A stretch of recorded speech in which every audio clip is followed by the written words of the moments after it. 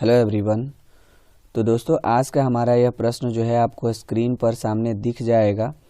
आप वहां से जाकर उस प्रश्न को हल कर सकते हैं और मैं आप लोगों को बताता हूं कि इस प्रश्न को किस तरह से हल करना है। ठीक है, तो आज का हमारा जो प्रश्न है इसमें कहा गया है कि एक वृत्त है जिसका व्यास आपको दिया गया है AB और केंद्र का निर्देशांक आपको दिया गया 2-3 और बिंदु B का निर्देशांक आपको दिया गया है 1,4।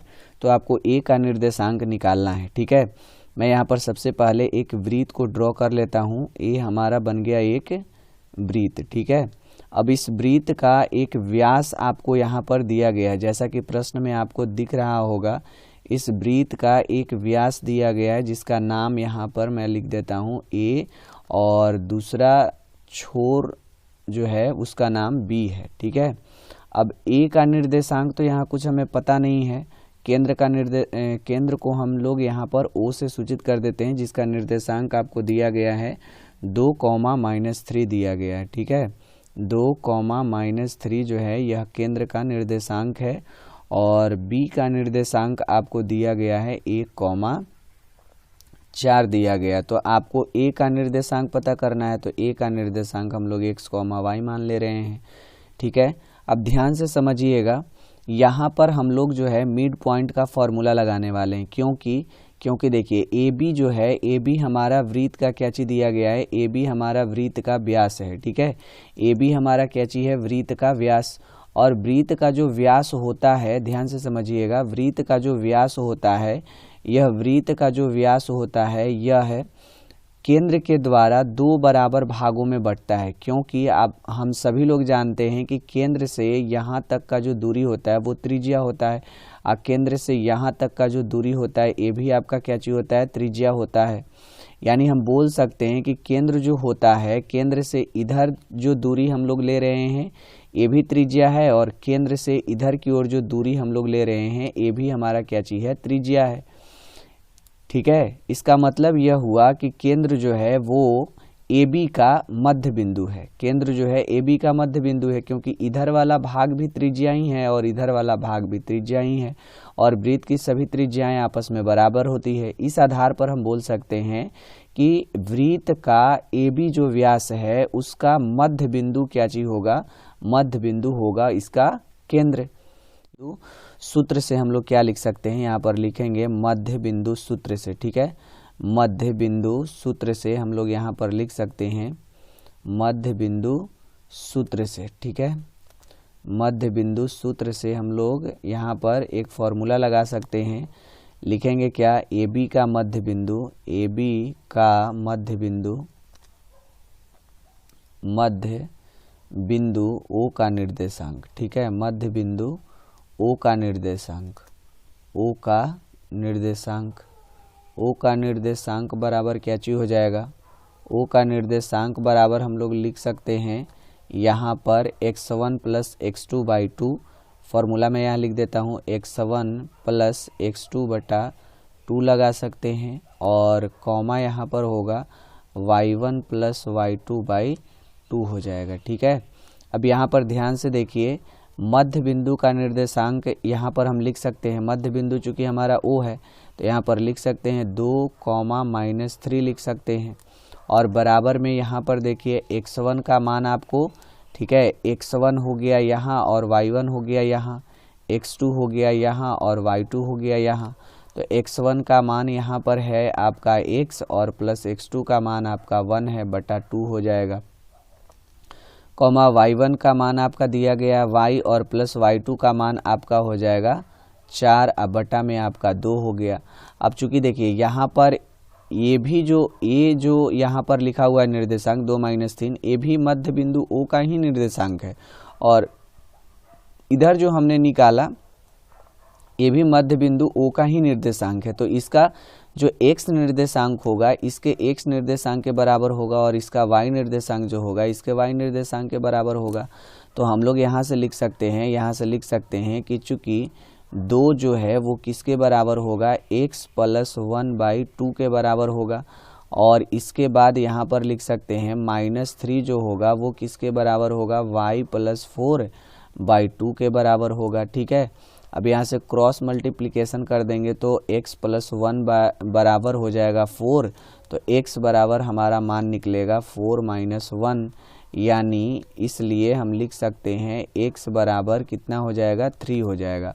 और यहाँ पर हम लोग क्रॉस मल्टीप्लिकेशन करेंगे तो y+4 बराबर आपका होगा -6 होगा, तो इसलिए आपका y बराबर हो जाएगा -6 और माइनस आपका 4 बराबर होगा -10 हो जाएगा। ठीक है, अब यहाँ से हम लोग क्या करेंगे, हमें निकालना था बिंदु x का निर्देशांक। ठीक है, तो हम लोग यहाँ पर बिंदु x का निर्देशांक निकाल लेंगे। ठीक है, यहाँ से हम लोग लिखेंगे, अब यहाँ से हम लोग यहाँ से लिख देंगे कि अतः बिंदु A का निर्देशांक, बिंदु A का निर्देशांक, बिंदु A को तो ही हम लोगों ने माना था x और y, तो बिंदु A का निर्देशांक बराबर कितना हो जाएगा, 3, -10। ठीक है, यही इसका आंसर होगा। ठीक है, चलिए अब हम लोग अगला प्रश्न के बारे में डिस्कस कर लेते हैं। अगला जो हमारा प्रश्न है उसमें आपको k का मान निकालना है। आपको स्क्रीन पर दिख रहा होगा क्वेश्चन। ठीक है, इस प्रश्न में आपको कहा गया है कि k का मान ज्ञात करिए जिसके लिए 3 बिंदु संरेख हैं, यानी 3 बिंदु ऐसे हैं जो संरेख हैं, उस स्थिति में आपको k का मान ज्ञात करना है। ठीक है, तो इस सवाल में हमेशा याद रखिएगा, कभी भी 3 बिंदु को संरेख कहे तो उस स्थिति में त्रिभुज का क्षेत्रफल हमारा क्या होता है, 0 होता है। ठीक है, तो यहाँ पर हम लोग लिखेंगे क्या, त्रिभुज का, यहाँ पर हम लोग लिखेंगे सबसे पहले कि चूंकि 3 बिंदु क्या हैं, संरेख हैं। ठीक है, यहाँ पर लिखेंगे चूंकि 3 बिंदु क्या हैं, संरेख हैं, चूंकि 3 बिंदु संरेख हैं, 3 बिंदु संरेख हैं, चूंकि 3 बिंदु संरेख हैं इसलिए हम लोग लिख सकते हैं त्रिभुज का क्षेत्रफल बराबर 0 होगा। अब यहाँ से चूंकि त्रिभुज का क्षेत्रफल आप सभी लोग जानते हैं 1/2। ठीक है, इंटू में आपका होगा x1। ठीक है, x1, उसके बाद हम लोग लिखते हैं y2 - y3, उसके बाद आपका होता है प्लस होता है x2 इंटू y3 - y1, और फिर होता है x3 इंटू y1 - y2, और ब्रैकेट बंद, बराबर में यहाँ पर हम लोग लिख देंगे 0। ठीक है, यहाँ तक बात समझ में आया।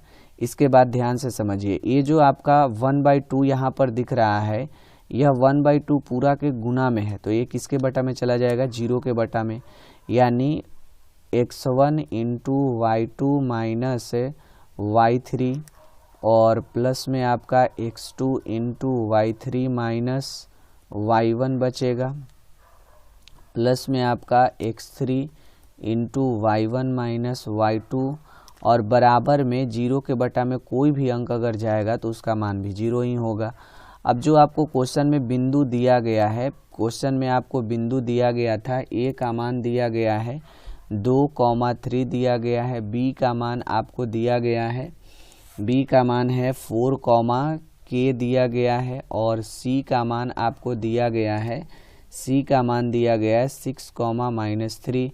तो इसमें ध्यान दीजिए, इसमें आपका यहाँ पर हो जाएगा x1 y1, इसमें आपका होगा x2 y2, और इसमें आपका होगा x3 और y3 होगा। ठीक है, अब यहाँ से सबका मान पुट कर दीजिए। x1 का मान आपको दिख रहा होगा 2, y2 का मान यहाँ पर दिख रहा होगा k, माइनस y3 का मान आपको, y3 का मान देखिए माइनस में 3 दिख रहा है, एक माइनस तो यहाँ पर है और एक माइनस y3 का, तो माइनस और माइनस क्या हो जाएगा, प्लस हो जाएगा 3। ठीक है, प्लस x2 का मान आपको देख लीजिए, x2 का मान आपको यहाँ पर दिख रहा होगा 4, इंटू y3 का मान आपका -3 है और माइनस y1 का मान y1 का मान 3 है, y1 का मान 3 है, प्लस x3 का मान आपको दिख रहा है, x3 का मान 6 है, y1 का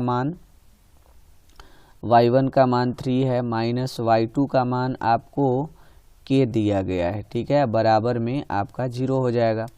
इसके बाद इसका कैलकुलेशन हम लोग कर लेते हैं, 2 से गुना करके ब्रैकेट तोड़ दीजिए तो 2k प्लस हो जाएगा 6 और प्लस में यहाँ पर होगा 4 गुना माइनस में 6 होगा, प्लस में इसका भी ब्रैकेट हम लोग तोड़ लेते हैं तो 6 छत्री 18 और माइनस में हो जाएगा 6k बराबर में 0, ठीक है। अब इसके बाद हम लोग क्या करने वाले हैं, k यहाँ पर देखिए, यहाँ पर आपका 2k दिया गया है और यहाँ पर आपका -6k है तो होगा माइनस में 4k हो जाएगा। इसके बाद यहाँ पर देखिए 6 और 1 यहाँ पर 18, तो 18 और 6 कितना हो जाएगा, 24 हो जाएगा। और ये वाला देखिए यहाँ पर होगा, गुना करेंगे इसको हम तब माइनस में 24 और बराबर में 0। अब यहाँ से हम लोग इसका कैलकुलेशन जब करेंगे तो माइनस में 4k और प्लस -24 कट जाएगा बराबर में 0, तो इसलिए हमारा k बराबर होगा, k बराबर 0 बटा -4 होगा, जिसका मान हमेशा कितना आएगा, 0, यानी k का मान हमारा कितना आ गया, 0 आ गया, ठीक है। तो दोस्तों आज के लिए बस इतना ही रहने देते हैं और मिलते हैं फिर अगली वीडियो में।